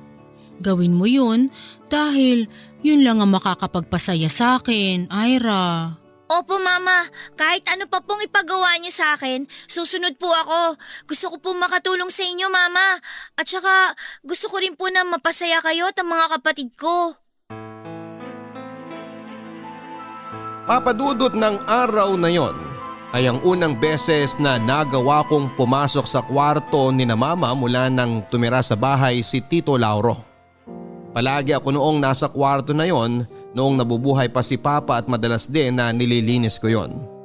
Pero mula nga nang sa bahay na natutulog si Tito Lauro ay pinagbawalan na ako ni Mama na pumasok doon. Nang araw na muli akong makapasok sa kwarto na yon, Papadudot, ay napansin ko na marami na palang nagbago sa loob. Mula sa ayos ng mga gamit, makalat na paligid at pati na ang amoy ay iba na rin sa nakasanayan kong kwarto ni na Papa at Mama noon. Makalat talaga ang gamit sa loob. May mga bote ng alak sa sulok, ashtray na halos puno na ng upos ng sigarilyo. May lamesa rin sa tapat ng kama at sa ibabaw ng lamesa ay nakapatong ang computer at webcam sa tabi nito. Mga gamit na hindi ko noon nakikita sa loob ng kwarto na yon. Papadudot, yon ang araw na sinimulan na ni na Mama na ipagawa sa akin ang mga bagay na alam kong mali pero sinunod ko pa rin noon. Yun daw kasi ang makapagpapasaya sa kanya at pati na rin sa mga kapatid ko. At kagaya ng pangako ko kay Mama, hindi ko sinabi sa kahit na sino ang ginawa namin sa loob ng kwarto ng araw na yon, Papadudot.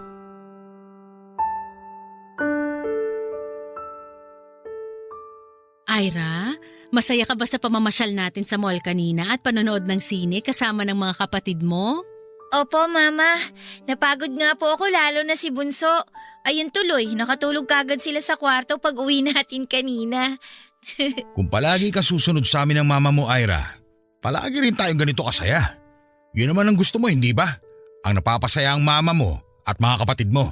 Opo, Tito Lauro. Kaya sa susunod, huwag ka nang aarte-arte sa pinapagawa namin sa ng mama mo, ha? Ang arte-arte mo nung isang araw eh. May paiyak-iyak ka pang nalalaman. Lauro, ano ba? First time lang naman ni Ira na gawin ang mga bagay na yon, kaya natural lang naman ibago ang bata. Ayun na nga. Kailangan na habang maaga pa ay masanay na siya. Aba, muntik na mag-back out yung client natin nung araw na yun ah. Muntik na ako maubusan ng English sa kanya eh. Sorry po, Tito Lauro. Sorry. Ayusin mo kasi, huwag maarte. Kapag nasa loob na tayo ng kwarto, dapat sundin mo lang lahat ng mga pinapagawa para matapos tayo kaagad. Hindi yung ang dami mo pang drama. Sa susunod, mong matigas ang ulo ha. Sunod agad sa mga sasabihin namin, okay? Okay po. Lauro, hindi mo naman kailangan na pagtaasan ng boses ang anak ko. Mayabang naman kasi talaga yung matandang yun eh. Akala mo daang libo ang binabayad niya sa atin kung makapag-utos siya sa atin at sa anak ko. Masyado talagang maarte ang anak mo. May paiyak-iyak pang nalalaman. Baka naman pangarap pa niya mag-artista. Bata nga kasi, intindihin mo na lang. Kung hindi naman dahil sa anak ko, hindi ka magkakapera. Ewan ko sa'yo. Basta kausapin mo yung anak mo. Para sa susunod na live show natin, hindi na tayo magkaproblema pa. Papasok na nga ako sa kwarto para makapagpahinga na rin ako. Pagpasensyahan mo na lang si Tito Lauro, Ira. Wala po yun, Mama. Pasensya na rin po kung umiyak ako nung araw na yun. Pero sinunod ko rin naman po lahat ng sinabi niyo eh. Nagulat lang po talaga kasi ako. Kasi, di ba po, mali po yung mga pinapagawa niyo sa akin. Ay, Ira anak, basta kasama mo ko walang mali ron, okay? Ako ang mama mo, kaya mas alam ko kung ano ang tama at mali. At wala akong mali na pinapagawa sa'yo, yun ang tatandaan mo. Mama, napasaya ko po ba kayo dahil sumunod ako sa mga sinasabi ninyo ni Tito Lauro? Oo naman, sobra. At hindi lang ako ang napasaya mo, pati na rin ang mga kapatid mo. Nakita mo nga kanina, di ba? Enjoy na enjoy sila sa pamamasyal natin sa mall. At hindi mangyayari yon, Ira, kung hindi ka sumunod sa mga pinagawa namin sa'yo ng Tito Lauro mo. Promise po, Mama. Hindi na po ako iiyak sa susunod. Ang ibig mong sabihin, pumapayag ka na ulitin natin uli ang lahat ng ginawa mo? Opo, para po mapasaya ko kayo at ang mga kapatid ko. Yun naman po talaga ang gusto kong gawin palagi. Yung makita ko po na masaya kayo, Mama. Salamat, anak, ha. Halika nga dito, payakap si Mama ng mahigpit sa'yo. Mahal na mahal kita, Ira. Sobrang mahal na mahal ko kayo ng mga kapatid mo. Papa Dudut, nung una pa lamang ay alam ko talaga na mali na ang ginagawa namin noon sa loob ng kwarto ni Mama. Kahit pa sinabi niya sa akin na walang mali roon basta kasama ko siya. Nung unang beses ako na pumasok sa kwarto nila ay nakita ko na bukas ang computer na nasa ibabaw ng lamesa. Ay may matandang foreigner sa screen na nag-hi sa akin ng mga oras na yon. Ang sabi ni na Mama at Tito Lauro ay kausapin ko lang daw ang matanda. Nung una ay maayos naman ang pag-uusap namin kahit na pautal-utal pa ang Ingles ko sa kanya. Mukha naman siyang mabait at palaging nakangiti. Hanggang sa sinabi niya na gusto niyang tanggalin ko ang pang-itaas ko na damit. Nagulat talaga ako noon, Papa Dudut, at ayokong gawin ang pinapagawa niya sa akin. Pero inutusan din ako ni na Mama na gawin yon at nang sigawan ako ni Tito Lauro. Doon na po ako naiyak at sinimulan ko ng sundin ang bawat utos nila at nang matanda na nasa screen ng computer. Marami pa silang pinagawa sa akin na hindi ko na idedetalye pa sa sulat na ito, Papa Dudut. Dahil masyado na po talagang sensitibo ang bawat detalye. Masyado na rin pong masakit para sa akin ang lahat para alalahanin ang parte na yon ng aking nakaraan. Basta natapos lamang kami noon na umiiyak ako. Habang si Mama ay niyayakap ako at si Tito Lauro naman ay may malaking ngiti sa kanyang mga labi. Pero dahil sinabi nga ni Mama na walang mali sa mga ginawa ko noon, basta't kasama ko siya. Yun na lang din ang pilit kong pinaniwalaan na totoo at tama. Papa Dudut, hindi lang po 1, 2 o 3 beses akong pumasok sa kwarto ni na Mama at nag-participate sa live show na ginagawa nila ni Tito Lauro. Hindi ko na rin po halos mabilang kung ilang beses na ba yon nangyari. At habang tumatagal ay mas lalong lumalala ang ginagawa namin o ang ipinapagawa nila sa akin. May mga oras na umaayaw na talaga ako at nasasaktan na talaga ako ni Tito Lauro para lamang sumunod sa kanya. Wala namang magawa noon si Mama dahil mabigat talaga ang kamay ni Tito Lauro, kaya sumusunod na lamang ako sa kanya. O sa sinasabi ng kung sino man ang taong nasa screen ng computer niya. Kaya lang, Papa Dudut, minsan talaga ay nakakapagod na. Lalo na at alam ko na may mali talaga sa nangyayari. Nagkakasagutan na rin sina Tito Lauro at Mama noon kapag umaayaw na ako. Pero ang palaging nagiging ending ng lahat ay masasaktan ako ni Tito Lauro para lamang huminto ako sa pag-iyak at sumunod sa bawat utos niya.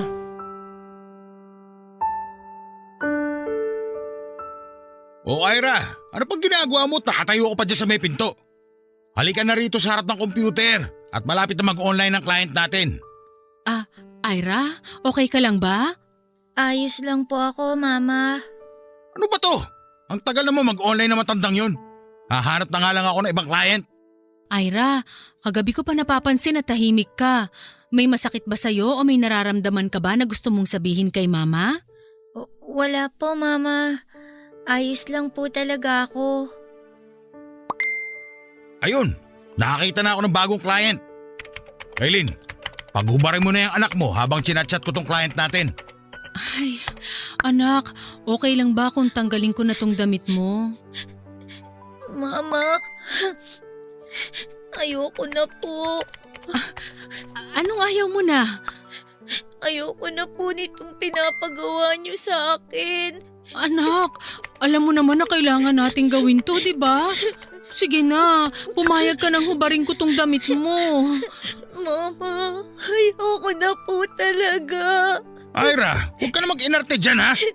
Kachat ko na itong manonood sa'yo kaya umayos ka na dyan. Mama, ayoko na po talaga. Lalabas na lang po ako ng kwarto niyo. Ira, ano ba? Itatapat ko na itong webcam sa'yo kaya magubad ka na. Kaylin, hubarin mo na yung damit ng anak mo. Kung hindi, magkakasakitan na naman tayo dito sa loob ng kwarto. Ira, huli na talaga to. Sige na, hubarin na natin tong damit mo. Pero ayoko na po talaga, Mama. Mali po to eh. Mali po tong pinapagawa niyo sa akin. Ira, nakatapat na itong webcam sa'yo kaya magubad ka na dyan.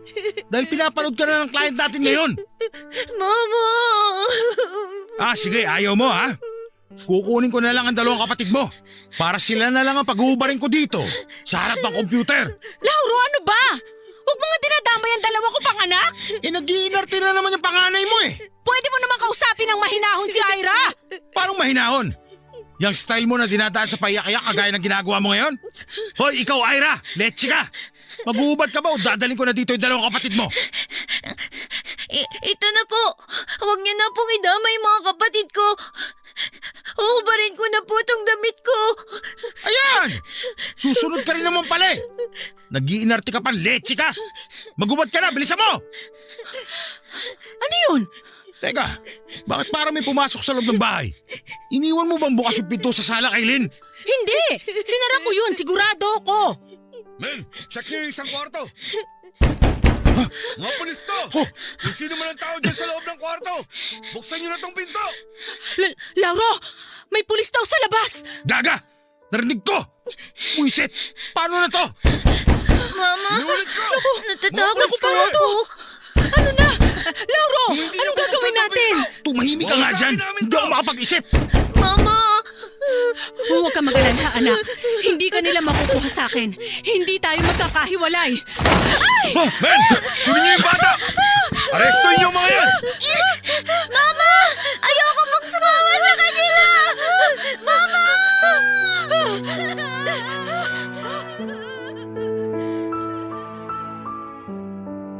Papadudot ng oras na yon, mga masasamang tao po talaga ang tingin ko sa mga pulis na bigla na lang pumasok sa loob ng kwarto namin. Halos hubad na ako noon habang mahigpit akong yakap-yakap ni mama. Nang makapasok nga po ang mga pulis ay kaagad nila akong hiniwalay kay mama. Tandang-tanda ko po talaga ang araw na yon, Papadudot. Iyak ako ng iyak at ayokong bumitaw sa pagkakayakap sa katawan ni mama. Si mama naman ay ganun din sa akin. Yakap niya ang hubad kong katawan habang pilit akong nilalayo sa kanya ng mga hindi ko kilalang tao. Hanggang sa mga kamay na lang namin ang mahigpit na nakakapit noon sa isa't isa na tuluyan na ring bumitaw sa pagkakahawak. May babaeng lumapit sa akin noon at binalot ang katawan ko ng makapal na kumot. Napakagulo ng araw na yon, Papadudot. Napakaingay po ng bawat sulok ng kwarto. At bago ako tuluyang nilabas ng kwarto ng kung sino man ang may karga sa akin ng mga oras na yon, nakita ko na sinimula ng halughugin ng mga pulis ang buong kwarto ni na mama at Tito Lauro. Papadudot, sabay-sabay kaming dinala ng mga kapatid ko sa isang social welfare. Nakasuot na ako ng maayos na damit noon at isa-isa na kaming tinanong ng social worker. Dahil hindi naman alam ng mga kapatid ko ang nangyayari sa loob ng kwarto ni na mama ay wala na rin po silang naibigay na sagot sa tanong ng mga social worker. At nang ako na po ang tinanong nila, ay puro iyak at pag-iling na lamang ang ibinigay kong sagot. Ayoko kasing baliin ang pangakong binitawan ko kay mama. Ayoko po na ilayo kami ng mga pulis o social worker mula sa mama ko. Ayoko po, Papadudot, na magkahiwalay-hiwalay kami ni na mama at ng mga kapatid ko ng panahon na yon. Hi, Ira! Hello po. Ako si Ate Lena, yung social worker na kumarga at nagbihis sa'yo kahapon. Natatandaan mo ba ako? Opo. Mabuti naman. Akala ko nakalimutan mo na kaagad ako eh. Kumusta ka na? Maayos naman po. May masakit ba sa'yo ngayon? Wala po. Ira, ang sabi kasi ng mga kasamahan ko sa trabaho, hindi mo raw sila kinakausap. Kaya okay lang ba kung magkwentuhan tayo ngayon? Opo, okay lang po. Ira, may gusto sana akong itanong sa'yo. Pero gusto ko na sabihin mo sa akin ang totoo. Ate Lena, gusto ko na pong makita ang mama ko. Sorry Ira, pero hindi pa kasi pwede ngayon eh. Gusto ko na po siyang makita. Please po ate, tulungan niyo naman po akong makita siya. Ganito na lang. May itatanong lang ako sa'yo at gusto ko na magsabi ka ng totoo. Pagkatapos nito, tutulungan kita na magkita kayo ng mama mo. Okay ba yun sa'yo? Sige po. Totoo ba na madalas kayong buong maghapon na nakakulong sa kwarto ni Tito Lauro at ng mama mo? Opo. Anong ginagawa niyo sa loob ng kwarto? Wala po. Paanong wala? Akala ko ba buong maghapon kayong nasa loob ng kwarto? Madalas po nanonood lang kami ng movie sa computer ni Tito Lauro. Tapos naglalaro rin po kami ng computer game. Ira, gusto ko sana magsabi ka sa akin ng totoo. Alam mo naman na masama ang nagsisinungaling, di ba? Pero yun po yung totoo. Wala naman po kaming ginagawa na mali ni na mama sa kwarto. Hindi ba mali na pinaguhubad ka ng Tito Lauro at mama mo habang may nanonood sa'yo sa computer? Hindi naman po yun nangyari. Ira, matalino kang bata. Alam mo na kung ano ang tama at mali. At sigurado ko na alam mong mali ang pinapagawa sa'yo ng mama mo. Wala pong kasalanan si mama. Bakit po ba paulit-ulit na lang kayo? Mabait po ang mama ko. Gusto ko na po siya makita. Dalhin niyo na po ako sa kanya. Ramdam ko na hindi mo talaga gusto kung ano man ang pinapagawa nila sa'yo noon. Kaya kailangan na magsabi ka sa akin ng totoo. Ira, gusto mo ba na mangyari rin sa mga kapatid mo ang nangyari sa'yo? Gusto mo ba na pati sila mapahamak? Ayoko po, Ate Lena. Ate Lena, huwag niyo po silang ibibigay kay Tito Lauro. Ayoko na po gawin nila kung ano po yung pinapagawa sa akin ni Tito Lauro at ni Mama dun sa loob ng kwarto. Please po, Ate Lena. Huwag niyo po nga hayaan na mapahamak yung mga kapatid ko. Sasabihin ko na po lahat. Protektahan niyo lang po yung mga kapatid ko. Please po, ayoko pong madamay sila. Gagawin ko yon, Ira. Poprotektahan ko ang mga kapatid mo kagaya ng gusto mong mangyari. Pero para magawa ko yun, kailangan na malaman ko ang totoo. Ira, kailangan na sabihin mo sa akin kung ano ang totoong nangyari. Hindi lang to para sa sarili mo, pati na rin to sa mga kapatid mo. Sige po, Ate Lena. Sasabihin ko na po yung totoo. Sasagutin ko na po lahat ng tanong nyo. Papadudot, tuluyang ko na pong binali ang pangako ko noon kay mama. Sinabi ko na po kay Ate Lena ang lahat ng mga totoong nangyari. Sinagot ko rin po ang lahat ng mga tanong na ibinigay niya sa akin. Umiiyak na ako noon habang ipinagtatapat sa kanya ang lahat. Alam ko naman talaga na mali ang lahat ng pinagawa sa akin ni na Mama at Tito Lauro noong umpisa pa lamang. Alam ko rin na mali ang magsinungaling. Pero ano ang magagawa ko? Ang nasa isip ko po noon kapag sinabi ko ang totoo ay mangyayari ang sinasabi ni Mama na magkakahiwalay kami ng mga kapatid ko. Pero Papadudot, ayoko na po talaga na maulit pa sa mga kapatid ko ang lahat ng mga pinagawa sa akin ni na Tito Lauro at Mama. At yun po ang nagtulak sa akin para sabihin ang lahat-lahat kina Ate Lena. Pagkatapos ng halos isang buwan ng pamamalagi namin sa social welfare ay inihatid na nila kami sa bahay ng tita ko. Si tita rin palang nagsumbong sa mga pulis tungkol sa ginagawa ni na Mama sa akin. Matagal na raw niyang nararamdaman na may mali ng ginagawa sa akin si na Mama at hinihintay lang daw niya ako na magsumbong at magsabi sa kanya ng totoo. Pero hindi ko nga po yun ginawa kaya humingi na siya ng tulong sa kaibigan niyang pulis at mabilis namang umaksyon. Hindi na rin tumanggi sina tita nang ihabilin kaming magkakapatid sa kanya ng social worker. Wala naman ding kasi siyang asawa o anak. Kaya naman handa siyang akuin ng responsibilidad sa aming magkakapatid. Mas binigyan din ng linaw ni tita ang isipan ko ng panahon na yon. Sinabi niya na lahat ng mga ginawa namin ni na Mama at Tito Lauro ay isang malaking kasalanan at pagkakamali. Dahil wala raw ibang tao ang dapat na nakakakita ng katawan ko bukod sa sarili ko at sa taong habang buhay kong makakasama sa hinaharap.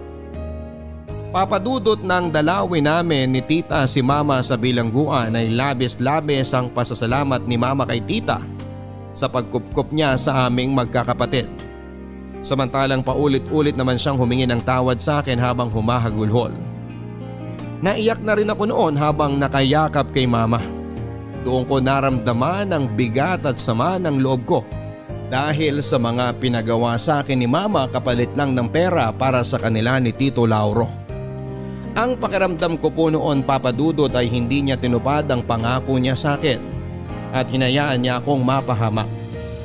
Siguro nga ay napipilitan lang si Mama na pumayag na gawin yon sa akin ni Tito Lauro. Pero ginawa niya pa rin kung ano ang masama at halos binenta na niya ang katawan ng sarili niyang anak. Pagkatapos ng dalaw naming yon ni tita kasama ng mga kapatid ko kay Mama ay hindi ko na natandaan pa kung kailan ang sumunod naming pagdalaw sa kanya. Hindi na kasi yon naging madalas at ang sabi ni tita at ni Ate Lena, mabuti na raw na huwag muna kaming dumalaw kay Mama para unti-unti ko makalimutan ang lahat ng nangyaring yon sa buhay ko.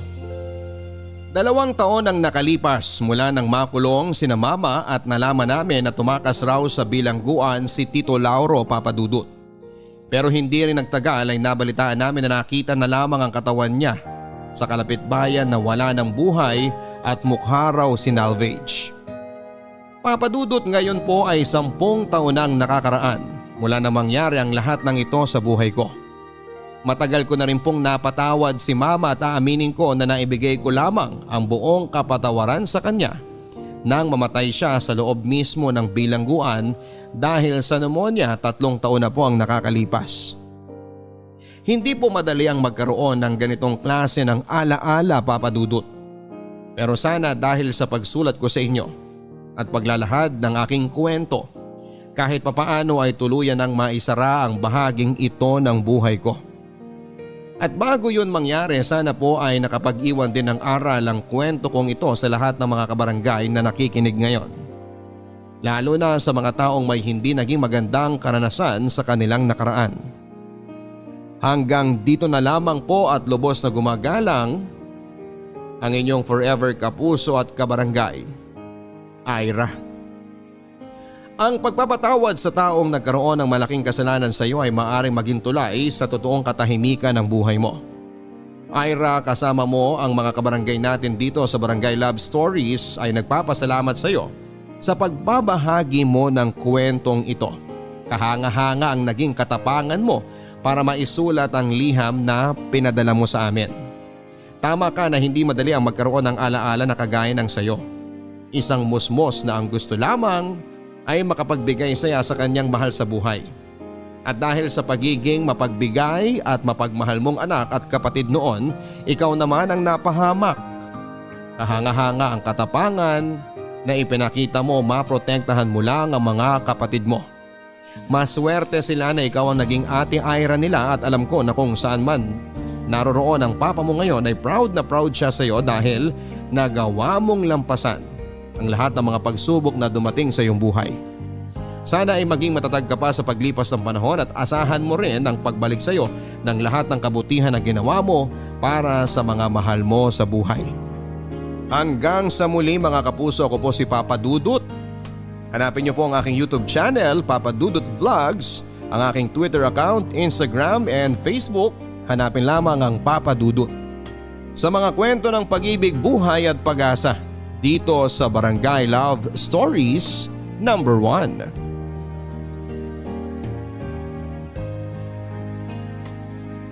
Mga kwento ng pag-ibig, kwento ng pag-asa at mga kwento ng buhay dito sa Barangay Love Stories. Love